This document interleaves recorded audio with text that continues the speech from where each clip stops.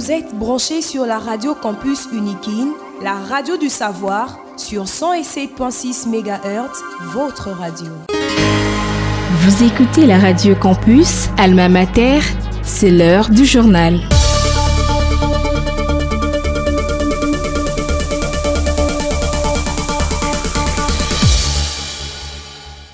Merci de rester fidèle à votre radio campus Alma Mater. Nous émettons sur la 107.6 MHz. Au sommaire de ce journal, le président Félix-Antoine Tshisekedi a pris part ce jeudi par vidéoconférence à une réunion de la Troïka, du sommet de l'organe de chef d'État et du gouvernement de la communauté de développement de l'Afrique australe. Vous aurez les détails dans ce journal. Le syndicat national de médecins de la République démocratique du Congo, SINAMED, a organisé une activité de don de sang et collecte de fonds à l'université de Kinshasa. Vous aurez les détails dans ce journal.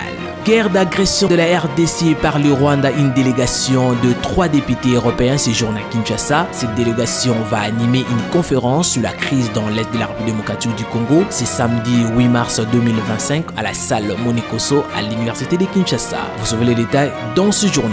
À la présentation de ce journal, Jonathan Kachama. Comme annoncé au sommaire, le président Félix-Antoine Tshisekedi a pris part ce jeudi par vidéoconférence depuis la cité de l'Union africaine à une réunion de la Troïka du sommet de l'organe de chef d'État et de gouvernement de la communauté de développement de l'Afrique australe. Les participants à ces travaux sont revenus sur la situation sécuritaire dans l'Est de la République démocratique du Congo. Ils ont particulièrement penché sur l'avenir des troupes de la mission de la SADC en République démocratique du Congo à la suite de l'évasion de la ville de Goma et celle de Bukavu et Nord Kivu par l'armée rwandaise et de terroristes du M23. Le chef de l'État a préconisé la relance de processus diplomatiques en vue de trouver une solution durable à la crise sécuritaire dans l'Est du pays et la mise en œuvre de la résolution du Conseil de sécurité des Nations Unies.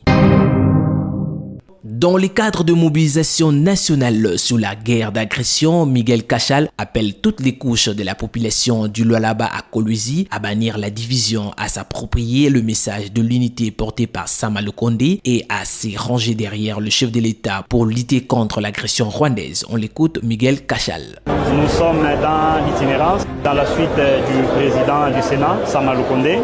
Et aujourd'hui, nous sommes au Lualaba où il y a eu la participation de toute la notabilité, la société civile, les chefs coutumiers, toutes les confessions religieuses ainsi que toute la jeunesse et aussi les membres du gouvernement provincial du Lualaba.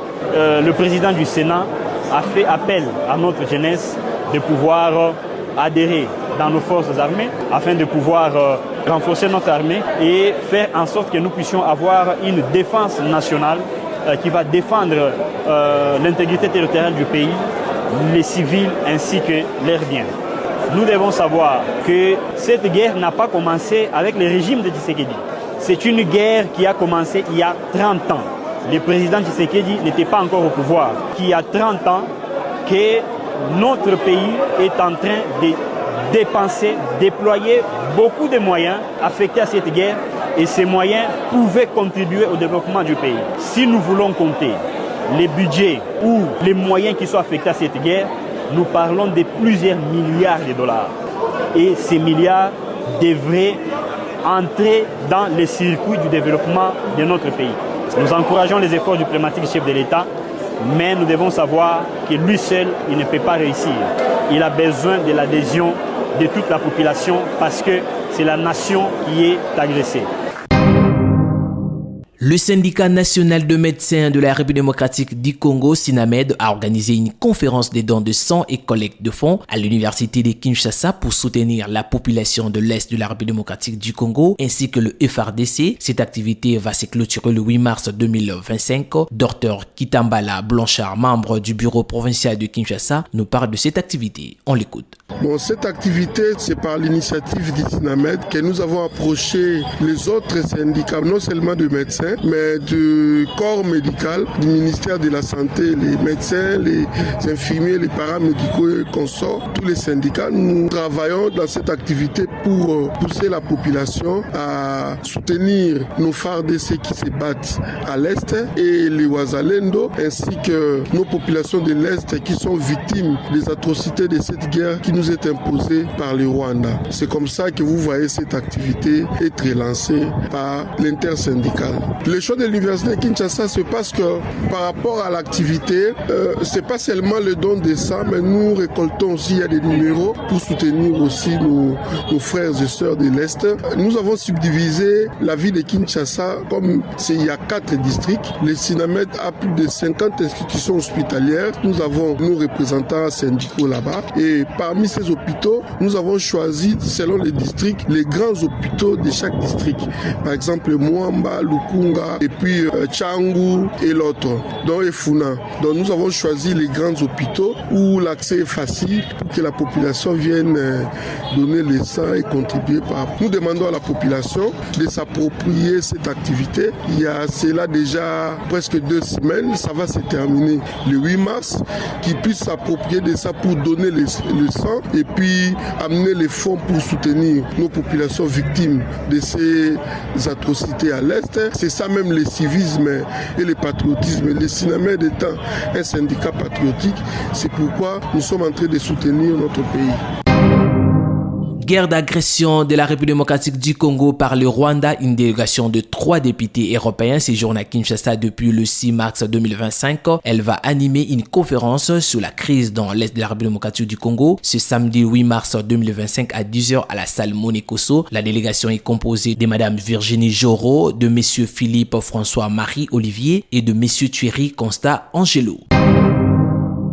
Monseigneur Donatien Cholet, secrétaire général de la SENCO, a répondu à l'invitation du ministère de l'Intérieur après la controverse autour du dernier communiqué des évêques. Le secrétaire général de la SENCO s'exprime au sortir de la séance de travail qu'il a eu avec le vice-premier ministre, ministre de l'Intérieur, Jacquemain Chabani. On l'écoute. D'abord, ce que vous devez savoir, c'est que, en vertu de l'accord cadre, la SENCO, l'Église catholique, dépend du ministère de l'Intérieur et non du ministère de la Justice. Donc, ce qui fait que chaque fois qu'un membre de la SENCO vient ici, c'est dans ce cadre-là. On a échangé avec le VPM, d'abord sur les questions d'actualité, où nous nous sommes échangés des informations très précieuses, où nous nous sommes fait des recommandations très précieuses, où nous nous sommes fixés une ligne de collaboration pour mieux appliquer l'accord de cadre dans ses dispositions. Et le deuxième volet, c'était justement pour parler de certains aspects de cet accord qui doivent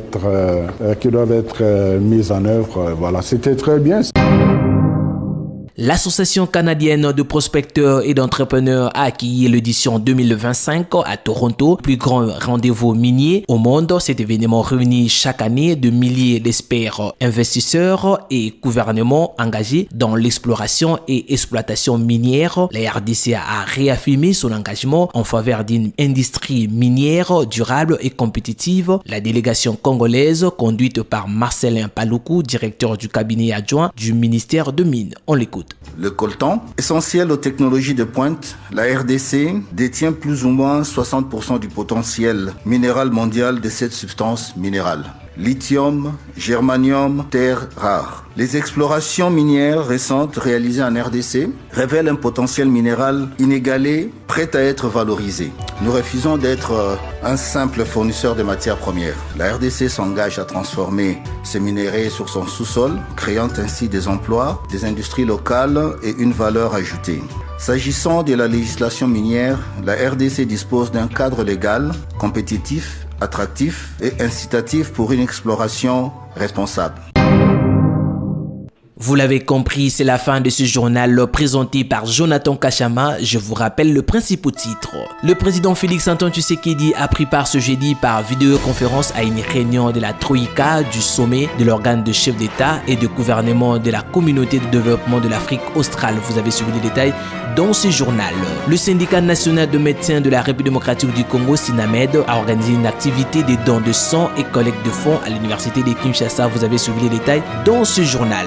Guerre d'agression de la RDC par le Rwanda, une délégation de 3 députés européens séjourne à Kinshasa. Cette délégation va animer une conférence sur la crise dans l'Est de la République démocratique du Congo ce samedi 8 mars 2025 à la salle Monekoso à l'université de Kinshasa. Vous avez suivi les détails dans ce journal.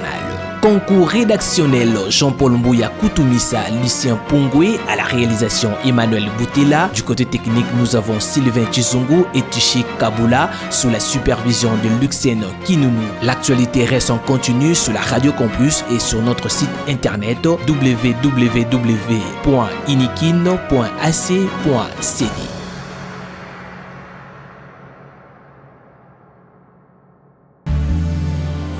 Vous êtes branchés sur la Radio Campus Unikin, la radio du savoir, sur 107.6 MHz, votre radio.